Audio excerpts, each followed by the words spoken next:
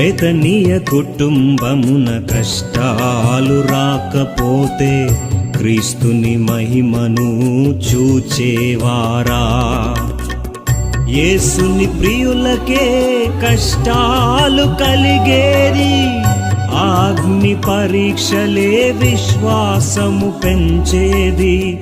యేసుని ప్రియులకే కష్టాలు కలిగేది, ఆ అగ్ని పరీక్షలే విశ్వాసము పెంచేది. నిత్య మహిమ ఘనతకు కారణమగుచున్నవి, నిత్య మహిమ ఘనతకు కారణమగుచున్నవి. ఎందుకమ్మా ఏడ్చుచున్నావు?